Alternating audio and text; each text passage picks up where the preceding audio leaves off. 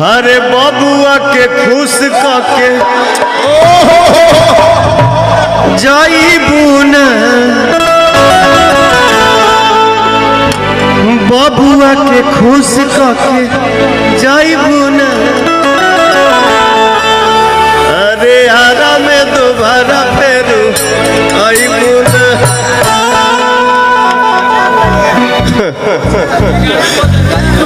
ना डिम्पल तो खुश करके चल गए यही से तो बराबर बबुआ के खुश करके जाइबू न अरे हरा में दोबारा फिर आइबू हमेशा आएंगे ऐसा तू हमेशा खुश को जा ऐसा वैसा आरा से कुछ ऐसा रिश्ता है ना कि रोक नहीं पाती खुद को। तू आरा के लोग के सारी लगू हमनी के तू सारी लगू हमनी के तो बलिया के नाते से ना यहाँ के मेरे जीजा जी हैं और मैं इनकी साली हूँ। हमने के तार ससुर लगब जा आप तो मेरे भैया हैं। भैया हाँ तार भसुर लगब भैया हैं। भसुर कैसे हो गए? भसुर को ही भैया बोला जाता है। वो वाले भैया हैं। You are wrong point of India from this matter in nearest to health.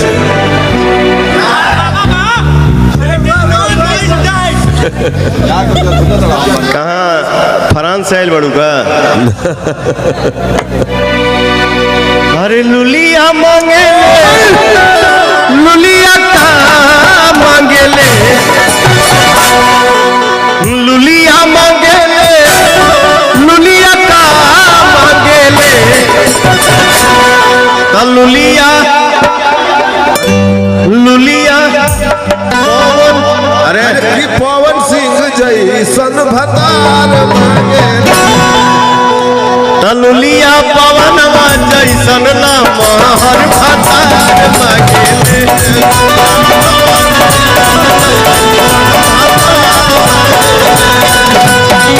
लुलिया मांगे लुलिया का मांगे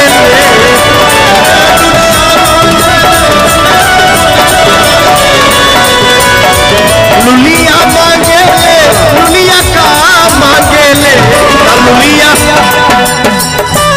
तलुलिया तोहरे जैसन लमहर भतार मांगे तोहरे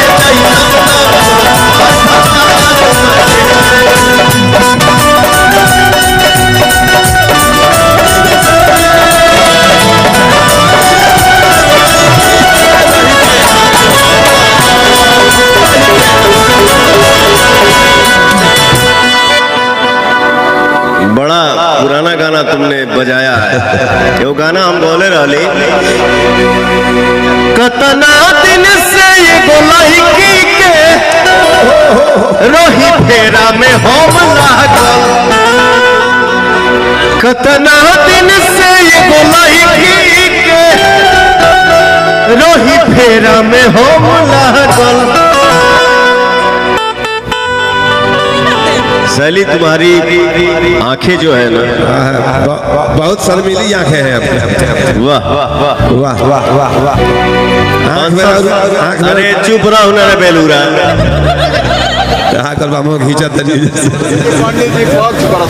अच्छा पंडित जी पक्ष होता है।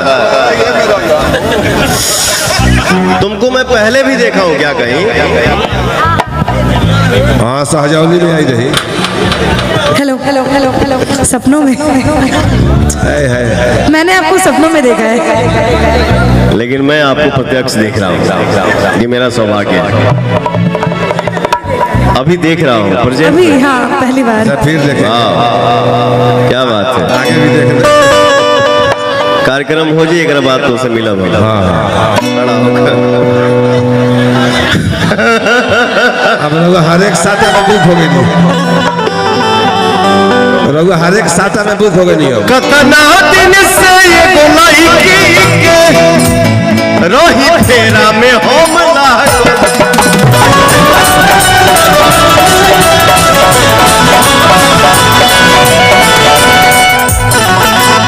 सोचते रही I love you I love you too love you का बोका सेम टू थ्री ऐसे प्यार के बारिश हुई तो बॉम्बे पैदल चल जाए ठीक लोग शैली जी सेम टू थ्री सोचते रही आई लव यू कहब तले दोसर ले भाग